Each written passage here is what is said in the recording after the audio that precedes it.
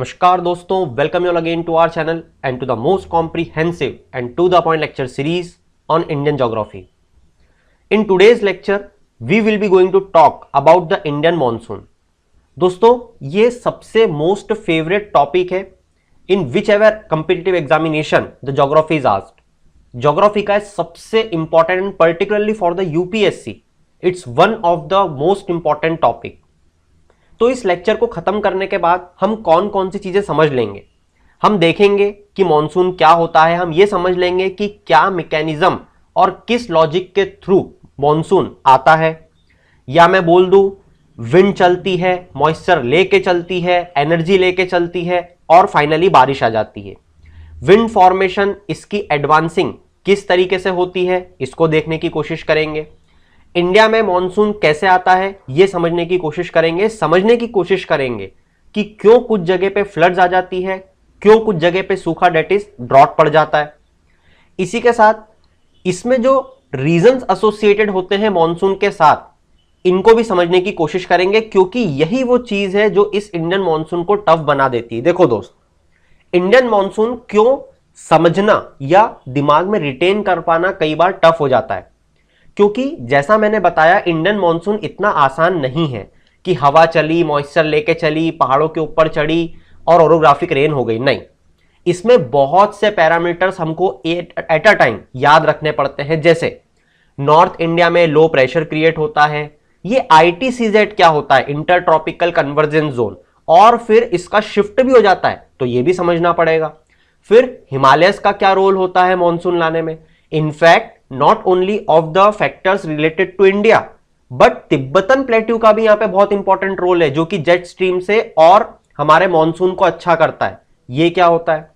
यहां पे high pressure at Madagascar की बात चल रही है, ये क्या होता है. Indian ocean dipole, southern oscillations, ये सब क्या होते हैं. इनफैक्ट दोस्तों, यहां पे मुझे एक शब्द और भी यूज करना पड़ेगा, that is Coriolis force. In fact not only Coriolis force, मुझे आपको वर्ल्ड प्रेशर बेल्ट जो हमने लास्ट लेक्चर में डिस्कस किया था, इससे भी कुछ चीजें उठा के बताना पड़ेगी. तो क्या मैं आपको एक वीडियो में सारी चीजें बता सकता हूं? बिल्कुल भी नहीं. मगर क्या मैं एक वीडियो में आपको इंडियन मॉनसून समझा सकता हूं? जी हां, क्योंकि मैं आपको इतने सिंप्लीफाइड मैनर में इसको समझाने की कोशिश करूंगा कि ये सारे पैरामीटर्स आप समझोगे भी. मगर हां, एक उसके लिए छोटी सी रिक्वायरमेंट है और नोट भी है कि इस वीडियो को समझने के पहले इस मैप के थ्रू जो हमने वर्ल्ड प्रेशर बेल्ट्स समझने की कोशिश की थी और विंड सिस्टम समझा था, क्योंकि मैं इसका जिक्र यहां पे बार बार करूंगा. यहां पे मैंने आपको समझाने की कोशिश की थी हेडली सेल के बारे में, हमने बात करी थी फेरल सेल के बारे में, हमने बात की थी पोलार सेल्स के बारे में. हमने बेसिकली यहां पे बात की थी कि किस तरीके से कुछ लो प्रेशर और हाई प्रेशर बेल्ट्स क्रिएट होते हैं, जिस कारण से विंड सिस्टम डेवलप होता है. अगर आपने ये वीडियो अभी तक नहीं देखा है तो मेरी रिकमेंडेशन रहेगी वीडियो आप जरूर देखें. इस वीडियो को रोक के पहले ये वीडियो देख लें, ताकि जब मैं वर्ड्स यूज करूं तो आपको इसकी और बेटर अंडरस्टैंडिंग डेवलप हो पाए. साथ ही साथ मैं और एक वीडियो आपको रेफर करने जा रहा हूं यहां पे कोरियोलिस फोर्स का. जो भी व्यक्ति, जो भी स्टूडेंट कोरियोलिस फोर्स से बहुत ज्यादा एक्वेंटेड नहीं है, मैं उनको रिकमेंड करूंगा कि कोरियोलिस फोर्स बुद्धि एकेडमी टाइप करके आप ये वीडियो जरूर देखिए, क्योंकि अगेन यहां पे आपको समझ में आएगा प्रेशर ग्रेडियंट क्या होता है, किस तरीके से कोरियोलिस फोर्स विंड को राइटवर्ड डायरेक्शन में मोड़ देता है. जब मैं आपको बताऊंगा कि इक्वेटर से जो south east trade wind cross कर रही है तो कैसे क्लॉकवाइज इसको मोड़ देगी, इन सब चीजों पे जब हम लोग डिस्कशन करेंगे तो मैं चाहता हूं कि आप बिल्कुल भी कंफ्यूज ना हो. तो चलिए, मैं अभी उम्मीद करता हूं कि आप सब ये वीडियोस देख लोगे. तो चलिए अब मैं आपको लेके चलता हूं हमारे कोर पार्ट पे. जैसा कि आपको यहाँ पे इक्वेटोरियल लो प्रेशर दिख रहा है. अब ये तो हम सब जानते ही हैं, हमने पास्ट वीडियो में डिस्कस भी कर लिया कि ये कैसे बनता है, और हमने ये भी डिस्कस कर लिया था कि ये जो लाइन होती है इसको हम क्या बोलते हैं एग्जैक्टली. इसको हमने ये भी पढ़ लिया था कि हम किस तरीके से ITCZ को पढ़ते हैं. फिर दोस्तों हम ये भी जानते हैं कि जब हमारा जो सन है वो मार्च में से ऊपर जाना चालू करता है, जिसको हम उत्तरायण बोलते हैं, नॉर्थवर्ड मूवमेंट ऑफ सन, तो क्या होता है कि जो ये ITCZ है ये भी नॉर्थवर्ड मूव करना शुरू करती है. और अब आपको एक चीज समझना पड़ेगी कि जब ये इक्वेटर यहां पे है तो इंडिया कहां पे है. एग्जैक्टली इंडिया करीब करीब यहां पे होगा एग्जिस्टेंस में. चलिए अज्यूम मत करो, देख लो ये इक्वेटर है, राइट. ये जो लाइन दिख रही है आपको ये इक्वेटर है. अब मुझे बताओ कि हमारा प्यारा भारत आपको कहां दिख रहा है? एग्जैक्टली ये दिखा आपको, 8 डिग्री कुछ में दिख रहा है आपको ये, तो यहां पे हमारा इंडिया है। तो वापस से देखो, अब ये इक्वेटर है, तो इस कारण से मैंने बोला था कि इंडिया जो है वो यहां पे कहीं एग्जिस्ट कर रहा है।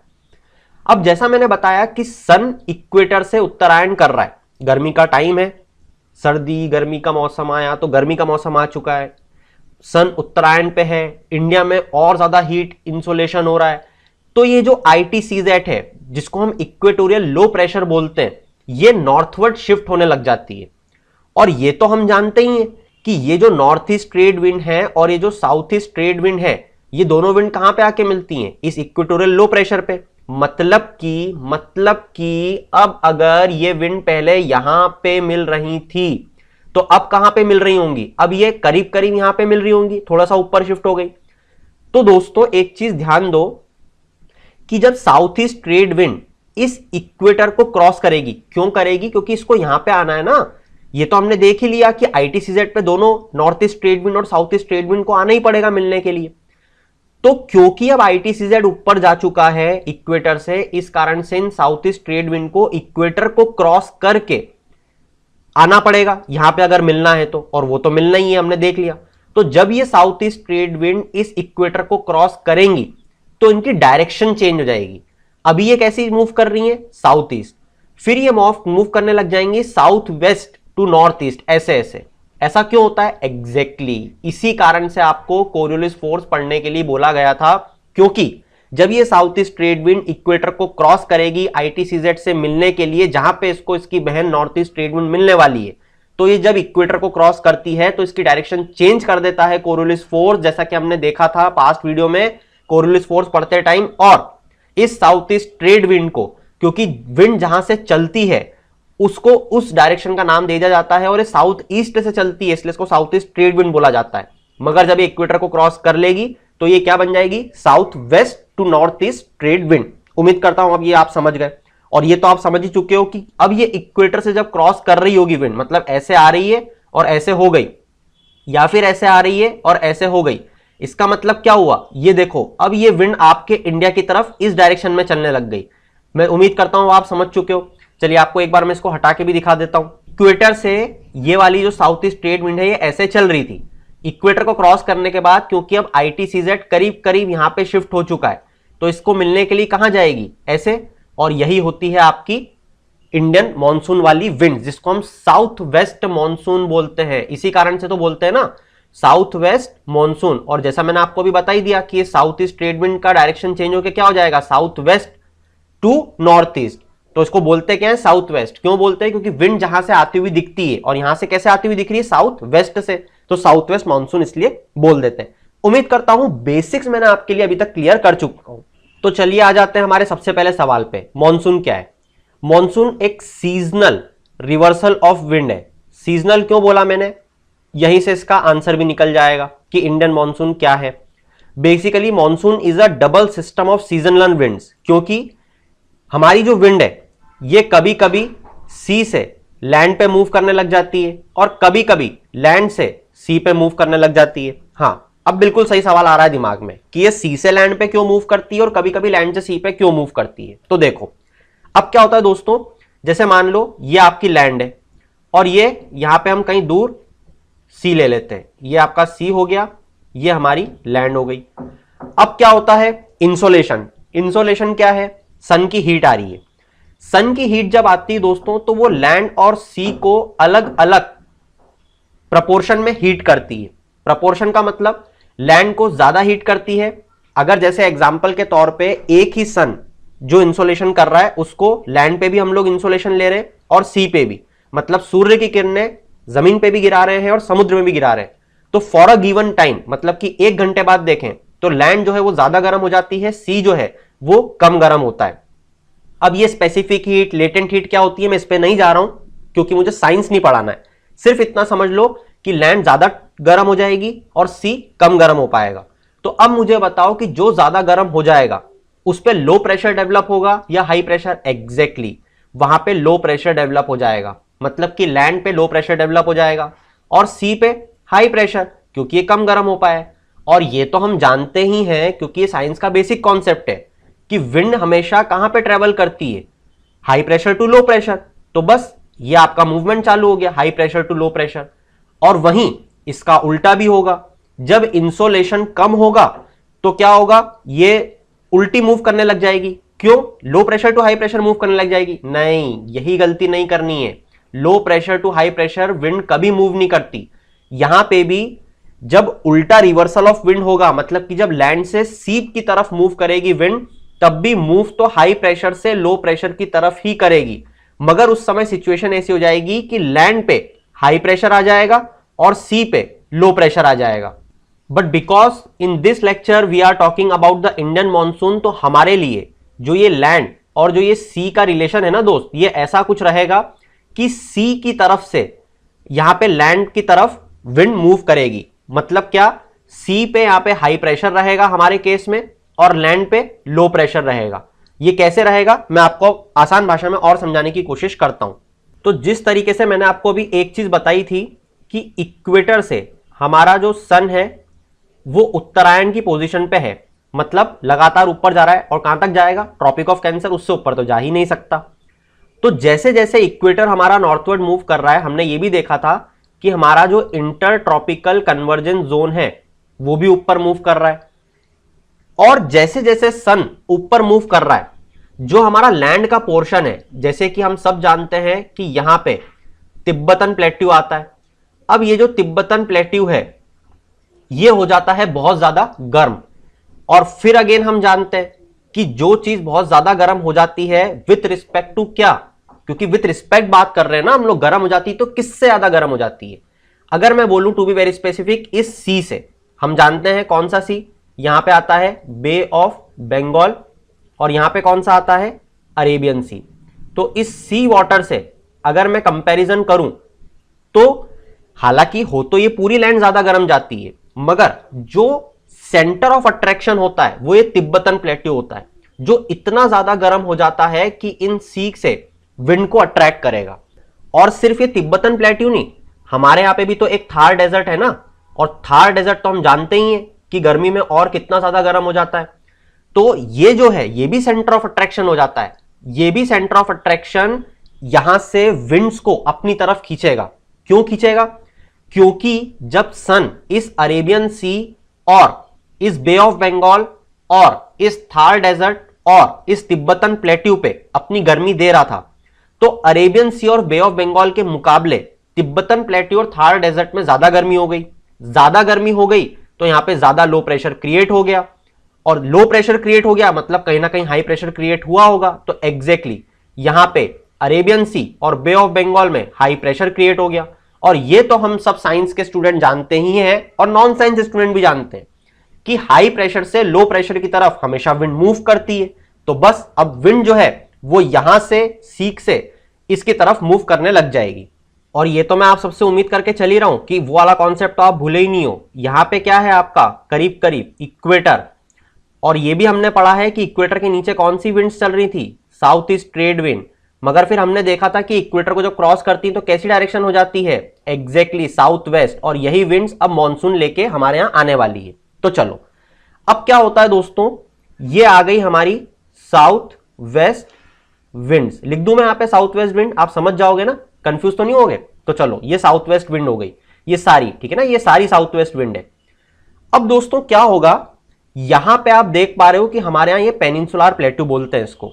यहां पे जो विंड्स है ना ये दो हिस्सों में डिवाइड हो जाती हैं।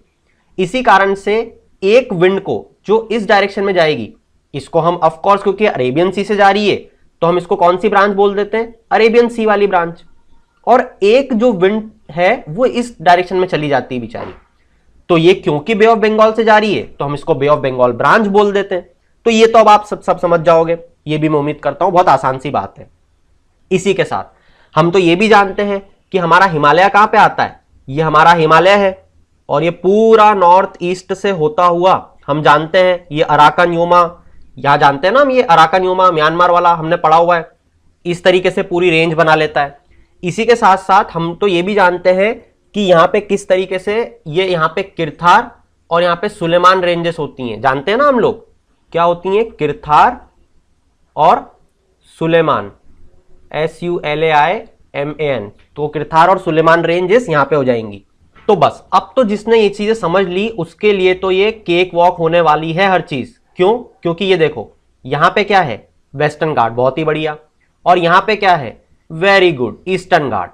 हाँ, कुछ लोगों का ये भी सवाल हो सकता है कि क्या डायग्राम सिर्फ बिना सोचे समझे बना दिया, यहाँ पे गैप आपने अपनी मर्जी से छोड़ी? नहीं, ये भी आपको मैं बताऊंगा कि किस तरीके से ये जितनी भी गैप्स आपको दिख रही है यहां पे हमको घाट्स देखने को मिलते हैं।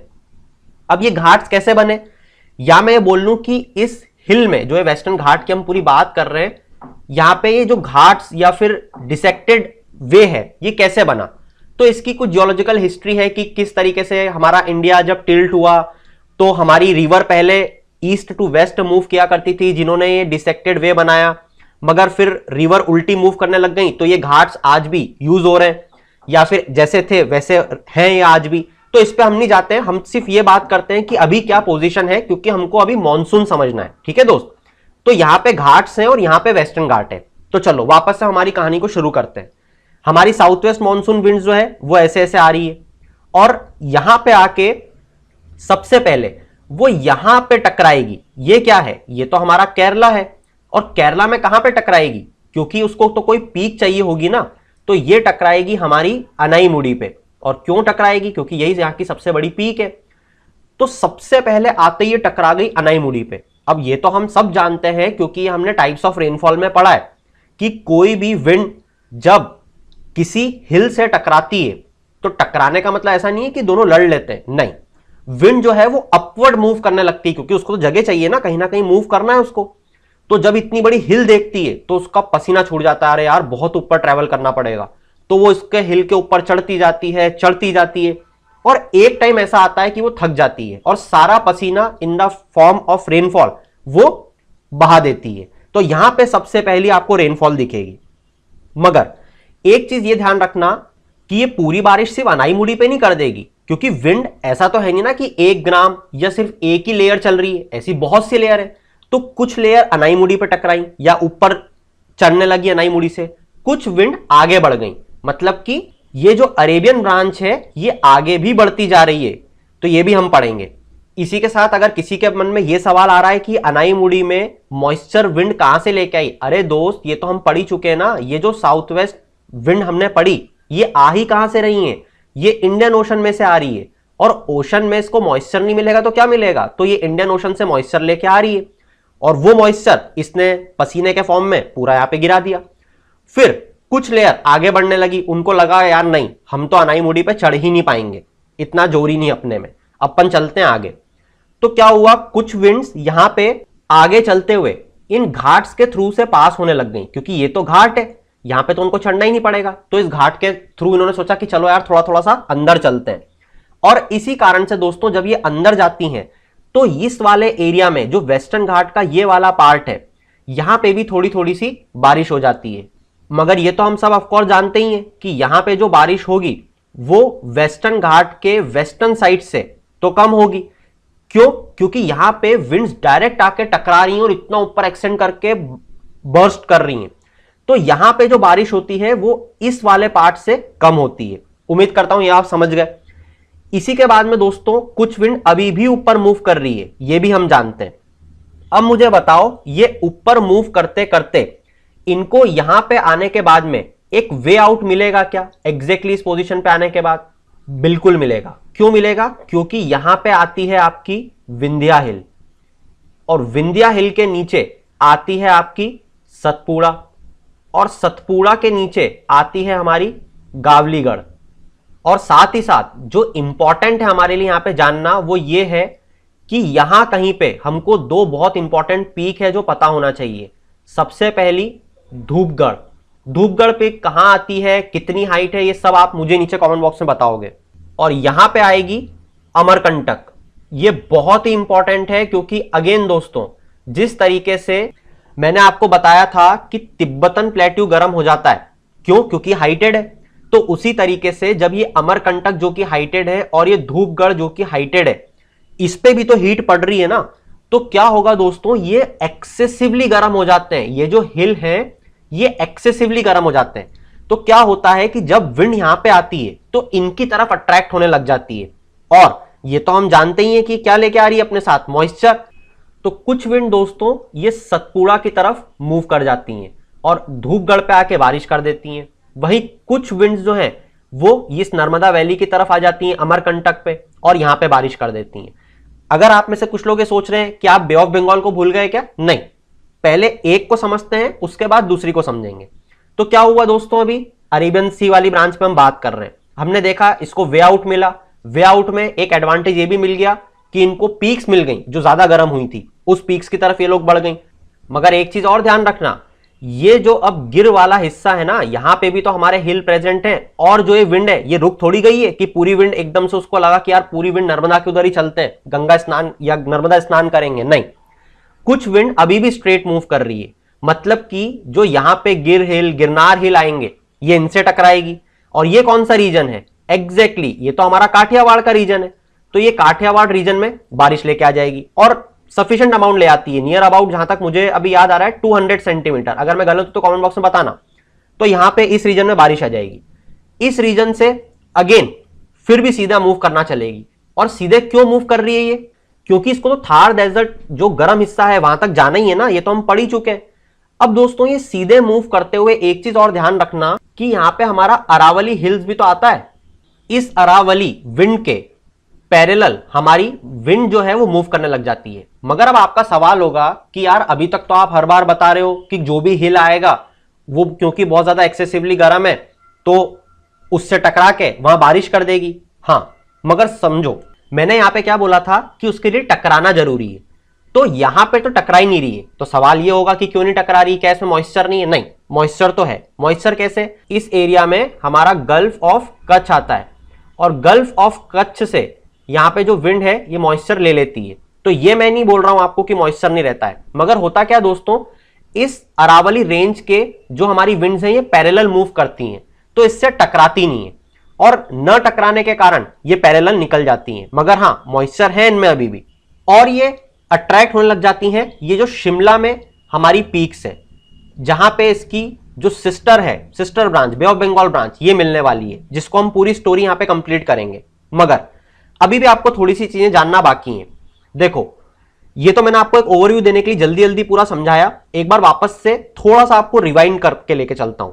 जैसे जब मैंने आपको बताया कि ये थार डेजर्ट से या अरावली रेंजेस से पैरेलल मूव कर रही है, तो दोस्तों क्योंकि यहां पे जो विंड्स हैं, अब ये जो विंड इस थार डेजर्ट से मूव कर रही है, तो थार डेजर्ट पे तो लो प्रेशर डेवलप हो गया है। लो प्रेशर डेवलप होने का क्या मतलब होता है कि यहां से विंड अब ऊपर मूव कर रही है। ऊपर मूव कर रही है मतलब कि ये विंड जो हमारी ऐसे चल रही है, इसमें नीचे से गर्म हवा मिक्स होती जा रही है। ध्यान दो, थार डेजर्ट में लो प्रेशर है। लो प्रेशर मतलब इसकी जमीन से ऊपर की तरफ गर्म हवा उठ रही है। ये गर्म हवा किसमें मिल रही है, ये हमारी जो मॉनसून विंड्स चल रही है साउथ वेस्ट वाली, जो गिर से चलती हुई आ रही है और थार डेजर्ट के होते हुए शिमला जा रही है, इसमें मिलना शुरू हो जाती है। जब ये लो प्रेशर वाली विंड इसमें मिलना चालू हो जाती है तो ये इसकी मॉइस्चर रिटेनिंग कैपेसिटी और बढ़ा देती है, मतलब कि अब ये यहां पे नहीं बरसेंगी, तो ये आगे होते हुए पंजाब हरियाणा से शिमला की तरफ मूव कर जाएगी। उम्मीद करता हूं ये अब आप समझ गए कि मैं आपको क्या यहां पे डिलीवर करना चाह रहा था। और जो मैं रिवाइंड की बात बोल रहा था, तो आपका सवाल क्योंकि यहां पे आ सकता है कि देखो यहां पे माही रिवर भी तो आती है, मैंने उसका तो जिक्र ही नहीं करा। यहां पे साबरमती रिवर भी तो आती है, मैंने उसका तो जिक्र ही नहीं करा। तो हां, अब मैं उसके बारे में भी आपको थोड़ा सा बता देता हूं। इस माही रिवर से भी हमारी जो विंड है वो यहां पे जाती है अंदर। मैंने नहीं बोला, इसका मतलब ऐसा नहीं कि इसका वे नहीं मिलेगा उसको, इस माही रिवर के अंदर भी वो जाएगी। यहां पे चंबल के थ्रू यहां पे पानी बरसा देगी, यहां पे जो चंबल आता है वहां पे। इसी के साथ साबरमती जो नदी है इसके अंदर से भी निकलेगी। जब इस साबरमती में से निकलेगी, थोड़ा सा मैं हटा देता हूं वरना कंफ्यूजिंग हो जाएगा।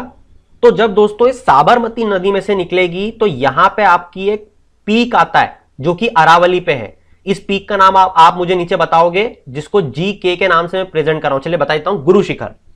अब इस गुरु शिखर में साबरमती के थ्रू क्योंकि वापस मॉइस्चर ले लेगी। वापस मॉइस्चर क्यों ले लेगी, ऐसा क्यों बोला मैंने, क्योंकि ये जो विंड है ये अपना पूरा मॉइस्चर इस गिर में दे चुकी है। मगर जैसे ही साबरमती नदी में आएगी ये विंड, यहां से मॉइस्चर ले लेगी। इस मॉइस्चर को लेके ये गुरु शिखर पे जाके उसके टकरा के पानी दे देगी। तो तो इस तरीके से यहां पे भी पानी आएगा। और फिर आगे का तो मैंने आपको बता ही दिया कि किस तरीके से गिर पे बरस के ये पूरी विंड आगे चलती है और शिमला की तरफ मूव करती है। तो यहां तक अभी तक हम लोगों ने एक चीज जो है दोस्तों वो पूरी पढ़ ली है। अब मैं आपको लेके चलता हूं बे ऑफ बंगाल ब्रांच पे और बहुत अमेजिंग वे में इसको पूरा समअप करने की कोशिश करूंगा। और हां, एक और मैं आपको चीज बता दूं कि ऐसा मत समझ लेना कि मैंने यहां पे सिर्फ अनाईमुड़ी की बात करी। यहां पे वेस्टर्न घाट पे दोस्तों जितनी भी पीक्स हैं, और मैं ये भी उम्मीद करता हूं कि आप जानते हो कि अनाईमुड़ी से जैसे हम नॉर्थवर्ड्स मूव करते हैं हमारी पीक्स की हाइट कम होने लग जाती है। यहां पे जितनी भी पीक्स आती है, डोडा बेटा हो, कलसूबाई हो, सारी पीक्स पे हमारी जो विंड है साउथ वेस्ट मॉनसून विंड, ये यहां पे पानी गिराती है। तो अब आप मुझे नीचे कमेंट बॉक्स में वेस्टर्न घाट की सारी पीक्स की हाइट के साथ में नॉर्थवर्ड चलते हुए बताओगे सीक्वेंस में। तो चलिए, ये मैंने आपको अरेबियन सी के बारे में बताया, अरेबियन सी ब्रांच के बारे में बताया। अब मैं आपको चलता हूं बे ऑफ बंगाल ब्रांच पे लेके।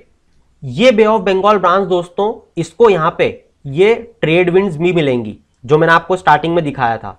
तो ये ट्रेड विंड्स और ये साउथ वेस्ट मॉनसून विंड्स जब दोनों आपस में मिलेंगी तो ये ऐसे गोल गोल घूमने लग जाएंगी, ऐसे ऐसे, और ऐसे गोल गोल घूमते हुए ये साइक्लोन बना के ऐसे मूव करने लग जाएंगी। तो ध्यान देना दोस्तों, जब ये बे ऑफ बंगाल ब्रांच ऐसे मूव करती हुई ऐसी अंदर जा रही है तो ईस्टर्न घाट तो हम जानते हैं कि यहां पे तो ज्यादा गैप है वेस्टर्न घाट से। तो हां, एग्जैक्टली अब जो आप सोच रहे हो बिल्कुल वैसे ही होने वाला है कि ये बे ऑफ बंगाल ब्रांच जो कि साइक्लोनिक फॉर्म में ऐसे मूव कर रही है, ये इन घाट से धीरे धीरे अंदर जाना शुरू करेंगी। और हां, अगर अब आप ये सोच रहे हो तो वो भी सही है कि क्या ये इस अरेबियन ब्रांच से मिलेगी। हां, कहीं कई जगहों पे ये बे ऑफ बंगाल ब्रांच और अरेबियन ब्रांच इन जगहों पे मिलेगी, और जहां पे भी ये मिलेगी वहां पे आपको देखने को मिलेगा क्लाउड बर्स्ट होता है। अगर कोई जानना चाहता है क्लाउड बर्स्ट क्या होता है, इसके इंडिविजुअल वीडियो बना हुआ है क्लाउड बर्स्ट बुद्ध एकेडमी। इस वीडियो को देखने के बाद आप जरूर देखिएगा, जहां से आपको पूरी चीज समझ में आ जाएगी। एग्जांपल भी दे देता हूं मैं आपको क्लाउड बर्स्ट का। ये होता है ब्रह्मगिरी माउंटेन पे।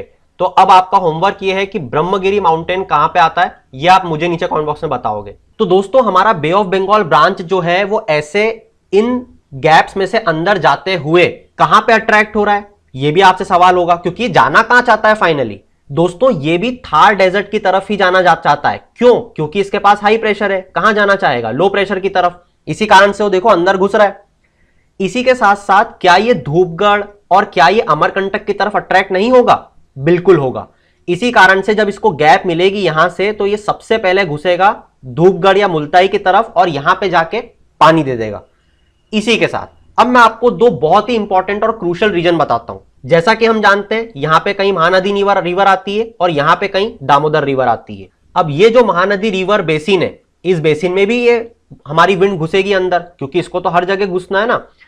तो ये जब इस महानदी बेसिन के अंदर जाएगी तो ये Mahanadi basin is covered by all three sides by the plateaus. तो जब ये कवर्ड है तो इसको तो जगह ही नहीं मिलेगी अंदर जाने के बाद, ये चक्रव्यूह में फंस जाएगी। और एक बार अगर ये अंदर फंस गई तो इसको रेन देना ही पड़ेगी। और इसी कारण से इस महानदी बेसिन में, जिस रीजन में छत्तीसगढ़ का रीजन आता है, यहां पे बहुत ज्यादा पानी होता है। इसी कारण से यहां पे धान बहुत ज्यादा होती है। इस कारण से यहां पे राइस प्रोडक्शन, जिस कारण से इसको धान का कटोरा बोला जाता है। और इसी कारण से छत्तीसगढ़ एमपी से अलग हुआ, क्योंकि उसको लगता था, और सही बात भी है, कि उनके यहां जो इसका प्रोडक्शन है वो इतना ज्यादा होता है कि दे कैन सेल्फ सस्टेन। इसी के साथ अब हमने बात कर ली यहां पे कौन से बेसिन की, यहां पे मैं लिख देता हूं ताकि आपको फ्यूचर में अगर पढ़ना हो तो आप यहां से रेफर कर पाओ। ये हम महानदी बेसिन की बात कर रहे थे, जिस महानदी बेसिन में छत्तीसगढ़ आता है, जिस कारण से वहां पे बहुत ज्यादा रेन आती है, जिस कारण से कि वो धान का कटोरा बन चुका है। अब हम बात करने वाले हैं हमारे दूसरे बेसिन के बारे में, डेट इज दामोदर बेसिन। इस दामोदर बेसिन के थ्रू पानी लेते हुए, मॉइस्चर लेते हुए, अब हमारी विंड पता है किसकी तरफ जाएगी? एग्जैक्टली अमरकंटक की तरफ। और अमरकंटक के दूसरे रीजन में, नर्मदा वैली में, ये पानी दे देगी। तो इस तरीके से ये भी पीक्स की तरफ बे ऑफ बंगाल ब्रांच हमारी अट्रैक्ट हो रही है, ये भी हमने समझा।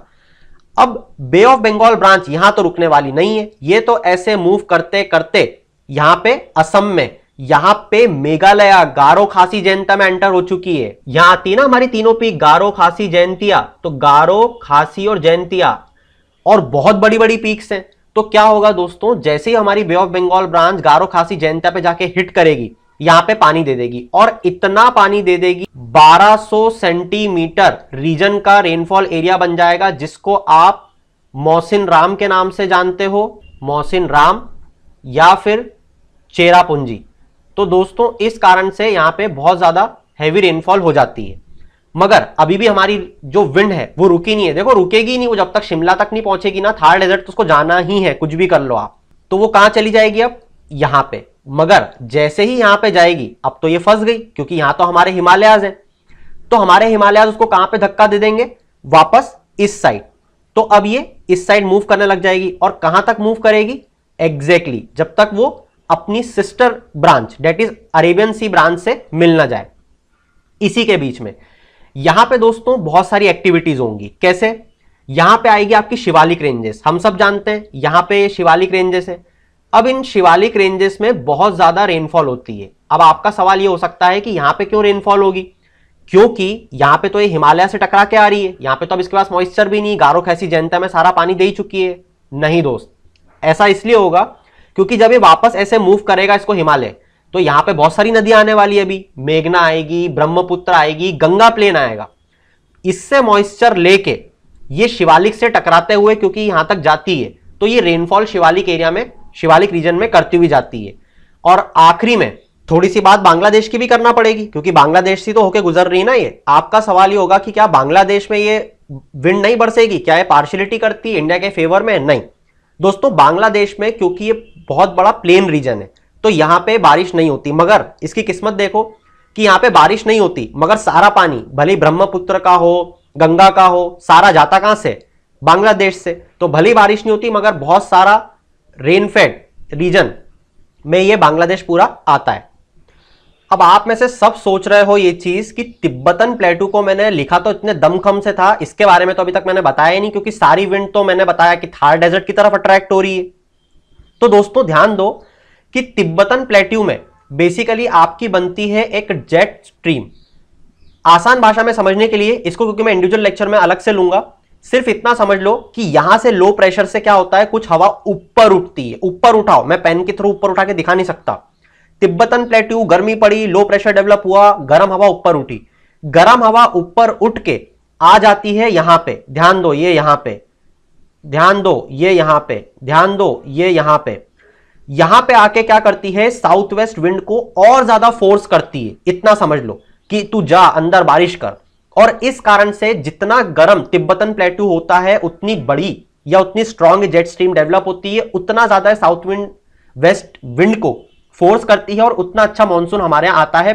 तिब्बतन प्लेट्यू का ये सिग्निफिकेंस है, क्योंकि तिब्बतन प्लेट्यू के इस साइड, यहां मैंने बताया ना, ये तो हमारे हिमालयास खड़े हुए हैं।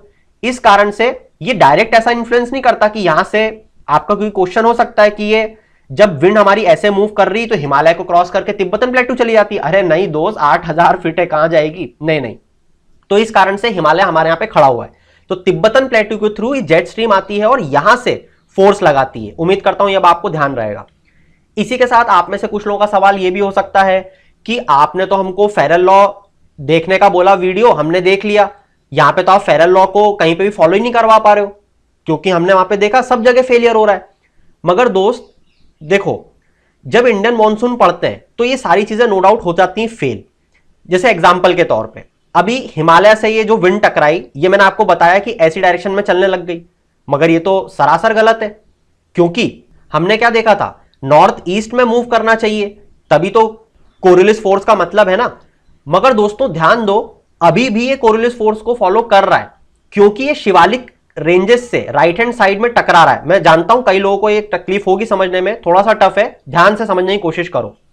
जब ये विंड ऐसे मूव कर रही है तो क्या हो रहा है, ये शिवालिक से टकराते हुए चल रही है। मतलब ये भले ही नॉर्थ ईस्ट में जा नहीं पा रही, मगर नॉर्थ ईस्ट की तरफ जाने की कोशिश कर रही है। इसी कारण से तो हिमालय और शिवालिक से चिपकते हुए चल रही है, वरना हो सकता था कि इससे डिपार्ट हो जाती, इस तरफ होने लग जाती, मगर ऐसा नहीं हो रहा। तो इस तरीके से आपको ये चीज समझनी थी। वैसे ही आप में से कई लोग ये सवाल पूछ सकते थे कि क्यों सतपुड़ा पे ही ये जाके टकराई, क्यों ये गावलीगढ़ में नहीं टकरा गई। इसका भी जवाब यही है, क्योंकि ये नॉर्थ ईस्ट जाना चाह रही है, तो हमेशा ये अपने ऊपर जाने की कोशिश करेगी और ऊपर जाने की कोशिश में सतपुड़ा से टकरा जाएगी। वैसे ही जब ये नर्मदा वैली में अंदर जाएगी तो हो सकता था ना सतपुड़ा से जाके टकरा जाए, इसकी ये वाली साइड से सतपुड़ा से, मगर नहीं टकराई, ये टकराई विंध्या से। अगेन क्योंकि नॉर्थ ईस्ट की इसकी टेंडेंसी है मूव होने की। तो इस तरीके से दोस्तों आपको फेरल लॉ और कोरियोलिस फोर्स एक दूसरे पर्सपेक्टिव से यहां पे समझने की जरूरत पड़ेगी। और यहां पे इजी मैनर में जितनी चीजें हो सकती थी मैंने कोशिश की है कि आप सबको मैं वो बता पाऊं एक ही स्लाइड में। इसी के साथ साथ अगर आप में से ऐसा हो सकता है कुछ लोगों का सवाल ये हो कि बे ऑफ ब्रांच में जब ये अंदर जा रही है तो क्या यहां पे रेन नहीं कर रही है इस घाट से टकरा के या फिर इस हिल से टकरा के? बिल्कुल कर रही है, यहां पे भी रेन कर रही है, अंदर जाके क्लाउड बर्स्ट भी कर रही है, जैसे ब्रह्मगिरी माउंटेन मैंने बताया, ये वो हर चीज कर रही है। तो दोस्तों उम्मीद करता हूं साउथ वेस्ट मॉनसून अब आपको दोनों ब्रांच बहुत अच्छे से क्लियर हो गई होगी। अगर हाँ, चैनल को सब्सक्राइब कर सकते हैं, ऑल्सो वीडियो को लाइक कर सकते हैं, शेयर कर सकते हैं फ्रेंड्स के साथ। और in the end keep shining, have a good day, stay tune with me, we will talk about these kind of videos in the future more. Thank you for hearing us.